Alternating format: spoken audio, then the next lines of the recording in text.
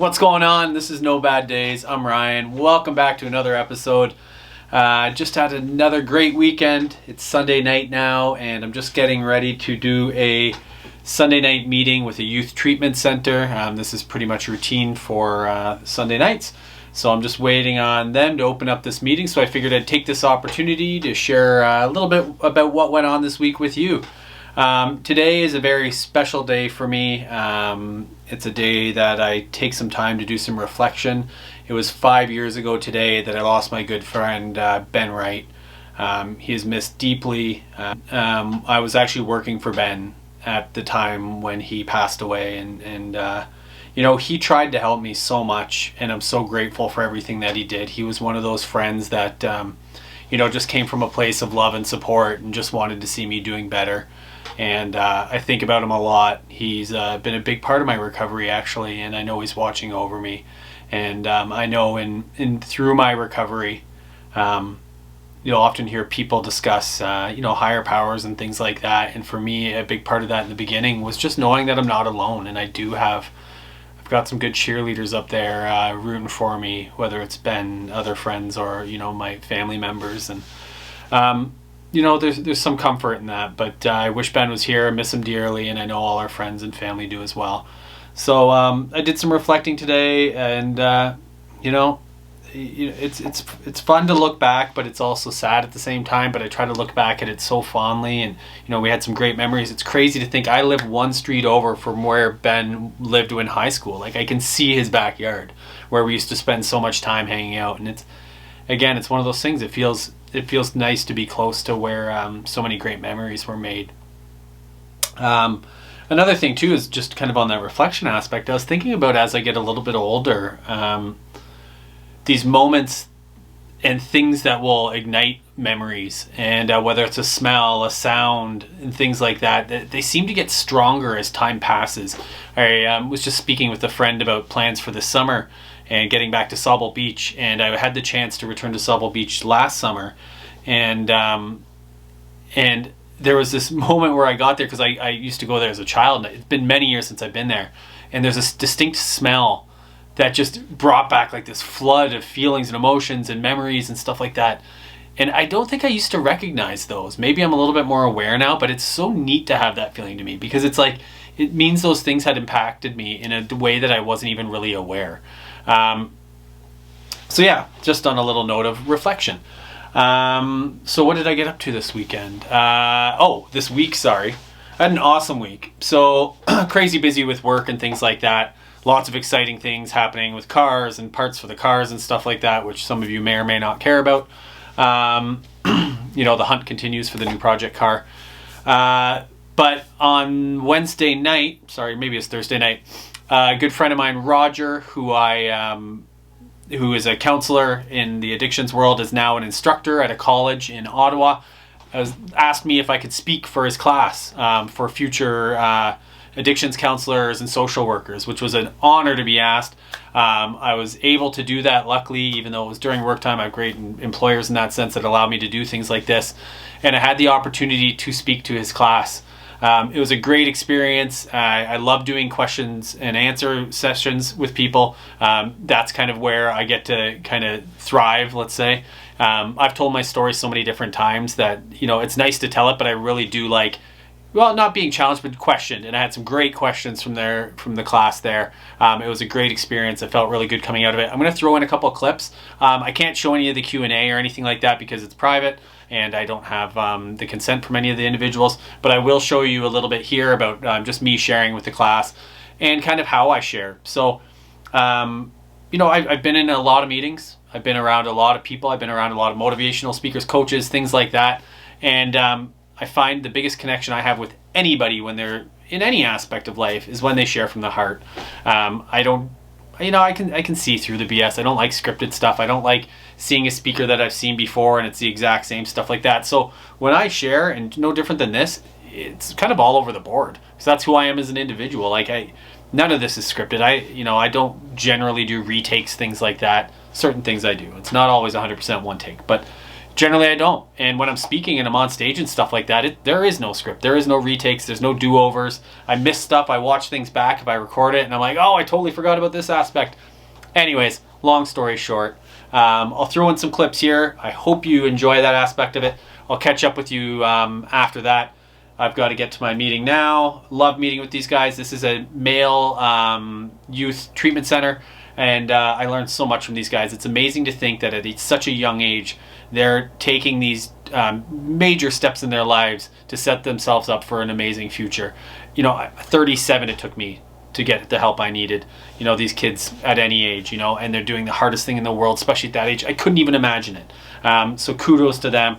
I learned so much from them, like I said, and it's an honor to be able to take part in these things. So I'm going to get into this, and I'll get back with you guys. So I'm going to pass it over to you, Ryan, and I'll let you have at her. Awesome, thanks. Well, first off, thanks for having me. I always love to be able to hear people's stories as well as share mine. So I'll start off. I'm Ryan, alcoholic, addict, pretty much addicted to anything and everything in every aspect of life. Again, all this stuff happening, not putting two and two together. This is just like, why is this happening to me? Why does the good guy finish last? I don't deserve this. I've been the best person ever, and this shouldn't be happening to me. Why'd that cop pull me over? Screw that guy.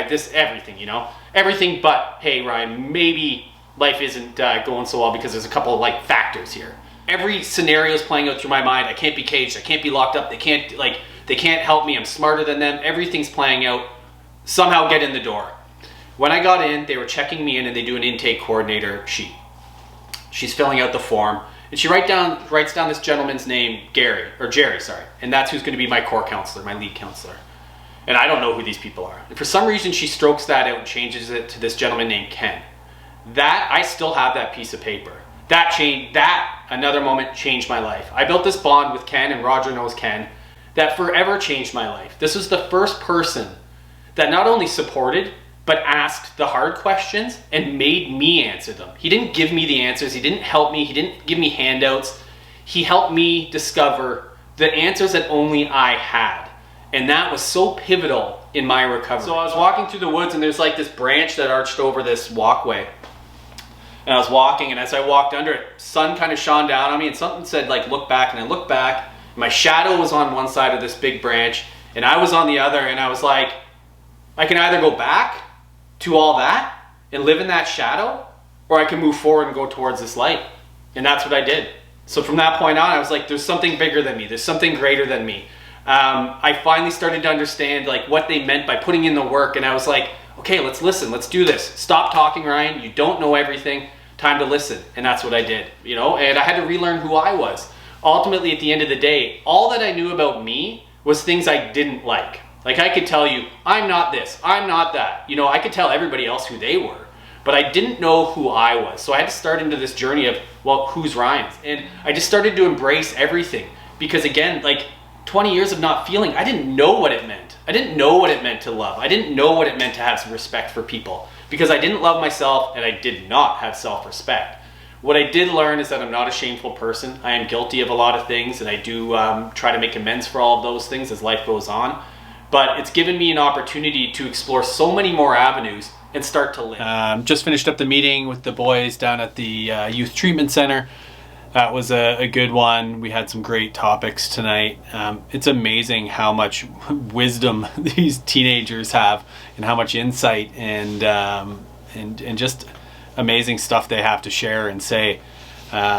Sometimes I forget who the adult is in those conversations, but I get so much out of it. I love hearing what they have to share.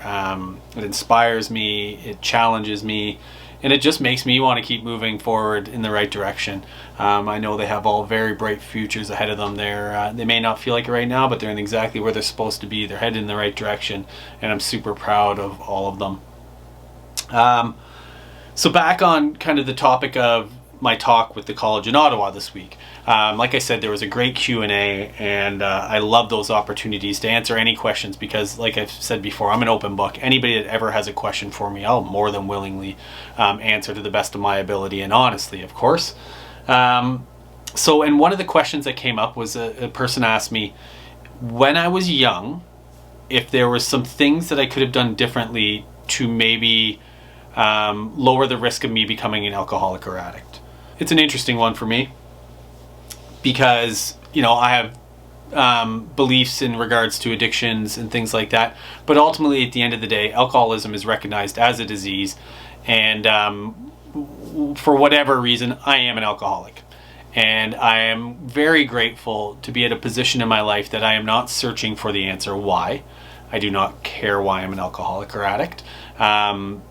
I strongly believe that when I was searching for that answer, it was looking for a reason so that I could fix that, so I could go back out to drinking and using drugs. So I really don't care about it today. I'm not searching for that answer. At the end of the day, I am. So I do what I can to not go back to that lifestyle and to that way of life. So at the end of the day, this is a question that I don't mind answering, because when I was younger, I wouldn't have had the self-awareness to even understand what I do today to be able to help mitigate that risk. But what I would tell myself, say 10-year-old Ryan, is that you're okay just the way you are. Not even okay, you are good the way you are. And that you don't need to impress people. You don't need to buy love. You don't need to put on these masks, and you are good enough. And I think that's something I struggled with for a long period of my life, is that I just didn't feel like I was good enough. And I spent a long portion of my life trying to be anybody but me.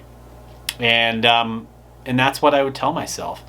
I have so many different reasons why I could potentially be an alcoholic. And I don't think that would have changed anything. But if that's one thing I could tell myself, then that's what I would have told myself. And, today I'm okay with that. It took me, I was 37 years old by the time I finally got help for this. And it's been another few years of just kind of searching to figure out who I am as an individual. And it's been an awesome journey. It's been hard and it's been scary, but it's also been super exciting and fun. And I wouldn't trade this life for anything. I have a very, very good life today. It's full of love and caring and support of people, and it's full of challenges that I can actually face today. I really love, on days like this when I have the opportunity to reflect and think about, things that have gone on in the past. And the Beastie Boys came on today, and anybody that knows Ben loved the Beastie Boys, and it was just like the perfect timing. And I just got this wave of emotion, and I'm so grateful today that I can feel happiness, that I can feel sadness, anger, pain, everything, that I have that ability to be able to feel.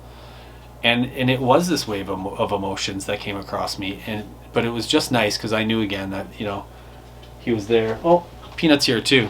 That was scary with that door opening. Hi, Peanut. Peanut's a dog. You can't really see him here, but it was really nice to be able to have that, and I'm really enjoying being at a point in my life where I do have those memories and I can look back at them fondly. There was a long period of my life where a lot of the memories were really painful, but history's kind of rewritten itself as my life has changed, and my view of those events has changed as well. Yeah, that was a great question. I really enjoyed that one, and it was great to share with people and hear other people's stories. Like I always say, it's like I get so much out of other people's conversations and people's stories and things like that. And it's an honor for me to be able to hear those stories. It is a true blessing, and I learned so much from it. And it's crazy. I think back and I'm like, I learned so much about myself every time I share my story, because something new always comes out, because I'm just, like I said, I don't have anything written down. Like, this is just off the top of my head, and things will dawn on me as it goes through. I remember when I was sharing, I kind of got choked up thinking about when I said yes to going to treatment. That's the first time I've ever had that happen. I have shared my story a fair amount of times, and that was the first time. So something just clicked, and I realized how pivotal that moment was in my life spiritually, and I'm missing Ben today, and that's the honest truth about that. And it's just a reminder of how important it is to do the things while we're here today, because today is the only day we're guaranteed. And it's the time is now to make the most of it. Don't wait until tomorrow. If you have an opportunity to do something that you think you really want to do, now's the time. Do it. Who knows what tomorrow has to bring for all of us. So like I kind of said in my talk with the college there, I'm trying to embrace every opportunity I have today. I want to say yes to all the things I generally would say no. As long as it's something positive, then I'm willing to do it. And it's exciting to be able to do that. It's scary, but it's exciting. Today, just like this opportunity to speak at the college, it was awesome. I got so much out of it, and I'm really grateful that I had that opportunity. So embrace those opportunities, and life is good, and there's lots of exciting things coming for myself and the people in my life. I'm super excited for all my friends are on board for lots of great adventures this summer. I was chatting with a bunch of them today. We've got bike adventures ready to rock, car stuff. It's going to be a really, really fun and exciting summer. I can't wait until the new nice weather hits. We've had some sun this week, which was amazing. So I'm looking forward to that. And, give somebody a hug, somebody you care about. Before Ben passed, we had this hashtag, hug is the new high five. And that's it right there. So give somebody a hug that you can. And I hope everybody has an amazing day. Thanks so much for listening and being here. Take care. This is No Bad Days. I'm Ryan. Bye.